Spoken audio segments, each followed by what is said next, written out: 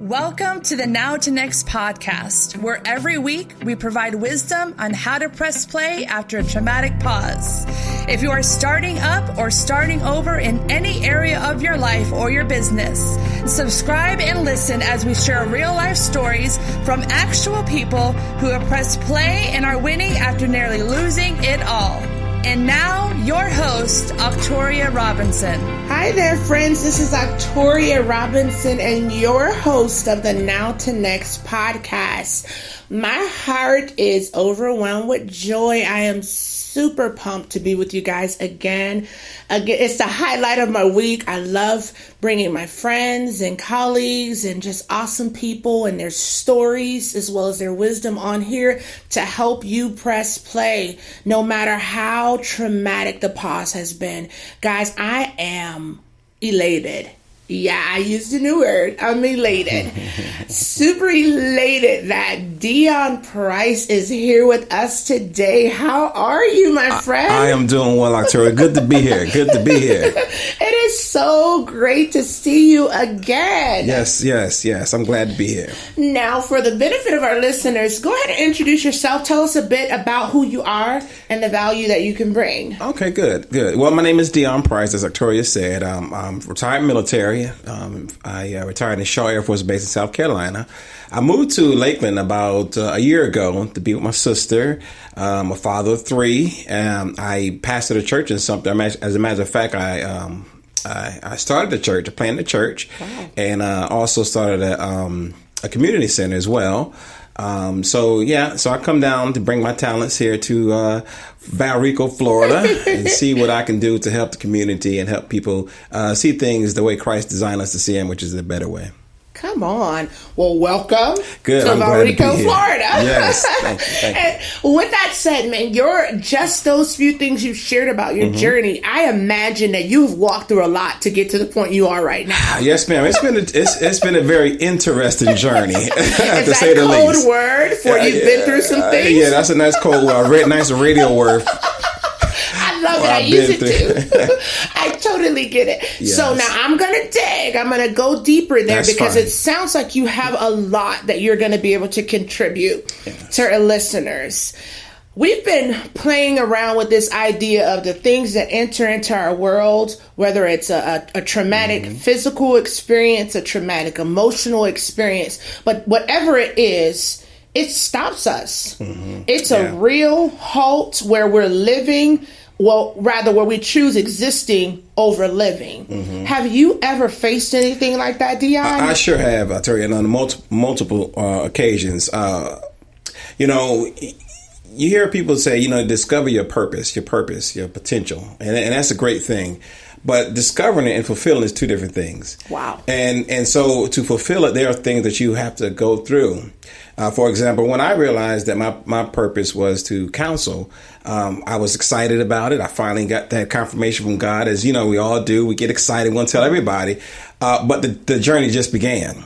And so in the span of 2 years, while I was in school, I went through multiple traumatic experiences, and some of them simultaneously. Wow. For example, my sister was diagnosed with multiple myeloma, which is a blood cancer. My daughter was suicidal.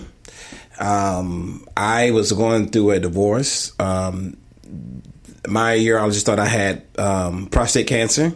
Oh, wow. And I was actually relocating from South Carolina to Florida. All those things, and not to mention my own little personal issues I have going on. All those things in the span of 1 year. Hold on. 1 year. Can I check your pulse to make sure you're still breathing, man? Check, Are you telling me? Check my pulse, check everything. Happened in all a in the year? span of a year. And and this is while I'm still in graduate school, trying to get to where I need to be so I can, be effective and help other people. And it was difficult. And I questioned God. I questioned, maybe I didn't hear from God, my ability to hear from God. I questioned the fact that maybe, just maybe, God is punishing me, Wow. And so I hit a roadblock. And I did. I really wanted to give up. I really wanted to throw in the towel. It was just too much to bear at that particular time. You said something so powerful. how do we change our perspective when we've walked through a year of trauma? We don't see trauma as punishment. How did you do that? Help me, please. That's a good question. And I really wish I could say that I fasted and prayed and the lightning bolt came and the thunder and lightning came from above and the doves. But it wasn't that. I did some soul searching, and I had to realize, okay, your path is to help others. And the more things you go through, the more traumatic things you go through, the more effective you can be at helping others. So what I had to do, I had to change from my perception from being a victim to a victor. Wow. I began to believe, and I believe this, that I have to go through this in order to help someone else.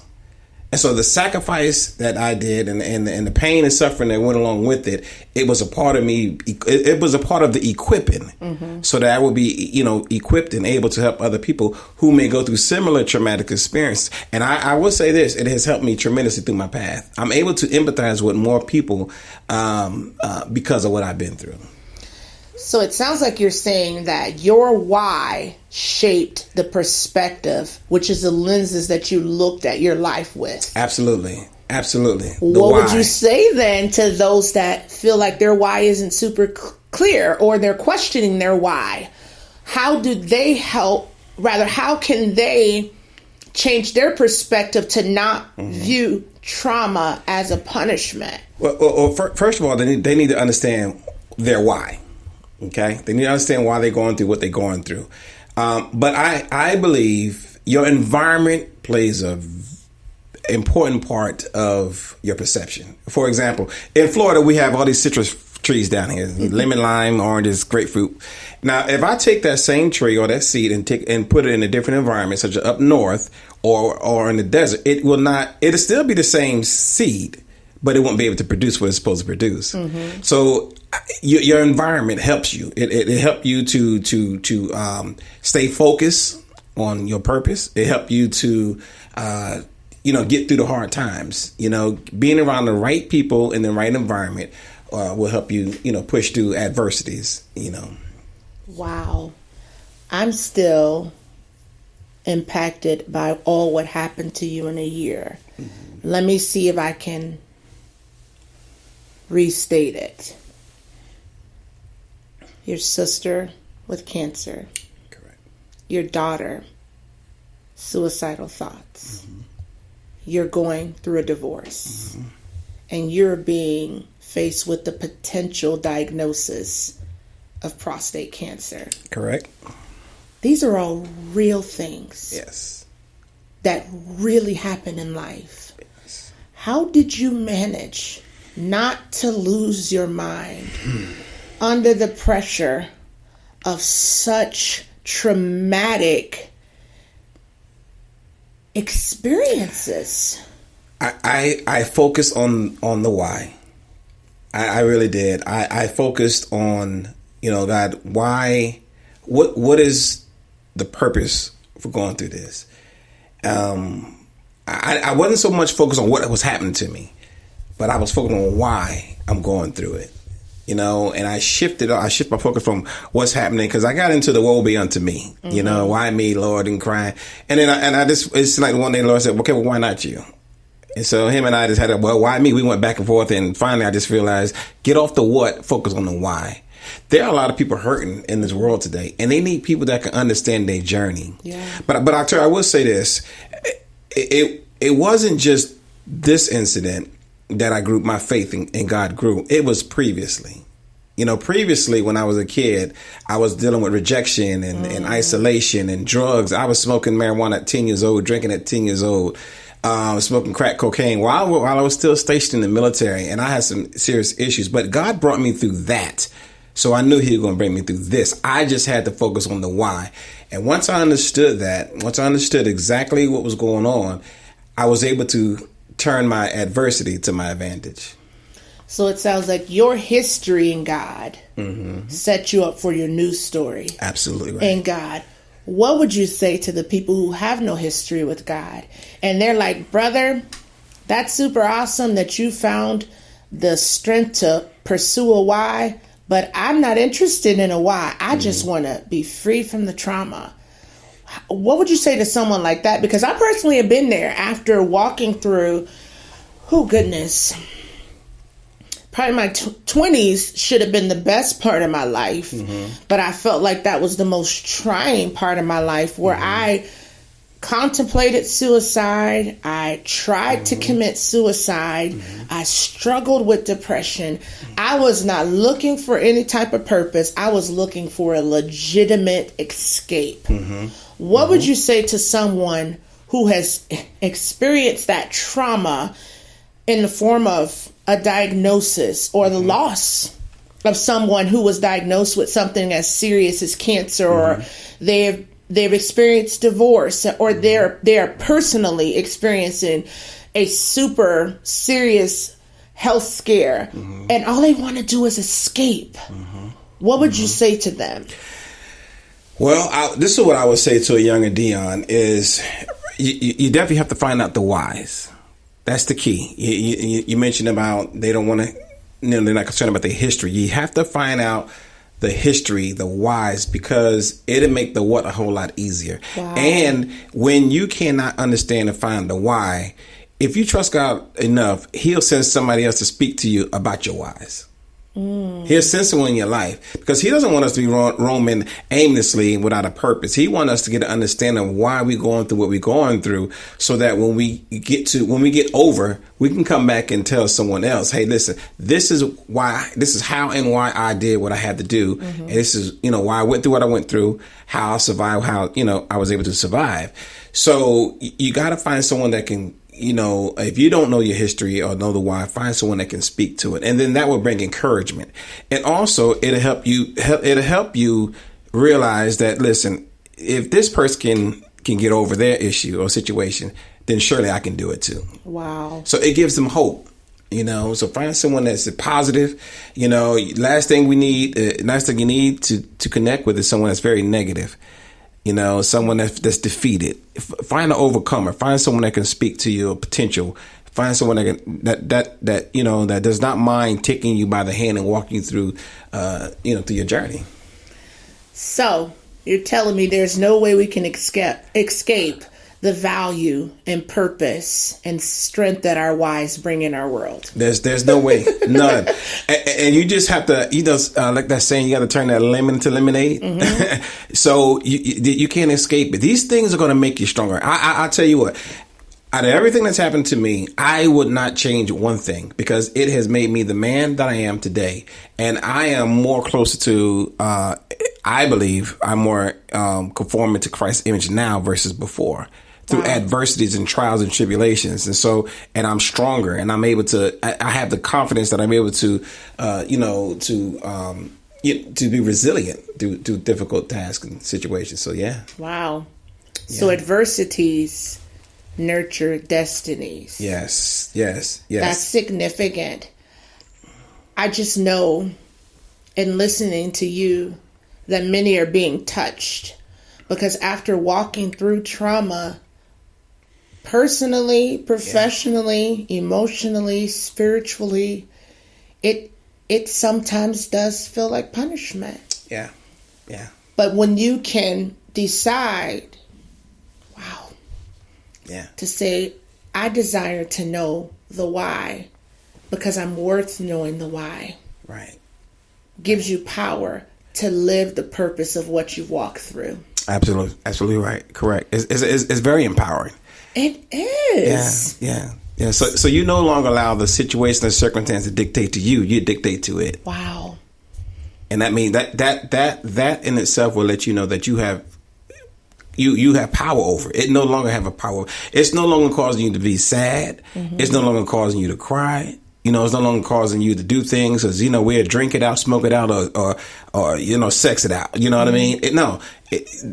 I'm taking control of my life. I choose not to go that route, because I know that what I'm going through, what I'm feeling, as horrible as I'm feeling, and as bad as I feel, and as the toughest things are, there is an expected end. And, there's expected end to this, and I'm going to be able to help more people. Wow.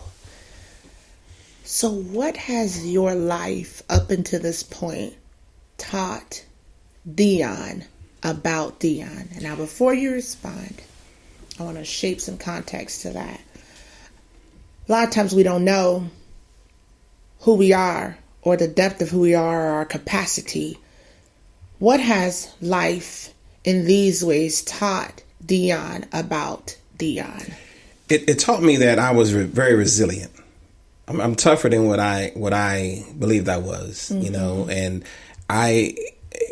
I'm able to overcome obstacles, and so it taught me that you're strong. You're stronger than what the situation or circumstances or environment have taught you. It told you. So I'm strong. That's what it taught me, that I'm very resilient. I'm strong. Wow. And thinking about our listeners right now, they could be anywhere in the world, at any point in their life, right where you were, questioning why. What would you say to them to motivate and inspire, encourage them to press play after this traumatic pause? I would just tell them very simple: you're greater than your obstacle. You're greater than that.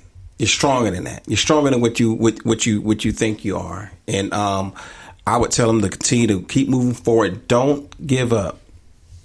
Don't turn back. Don't take the shortcut. Keep pressing forward, and know that there is an expected end. Come on. From Dion's mouth to your heart, you are greater than what you've walked through. That comes from a place of knowing who you are and the value of who you are.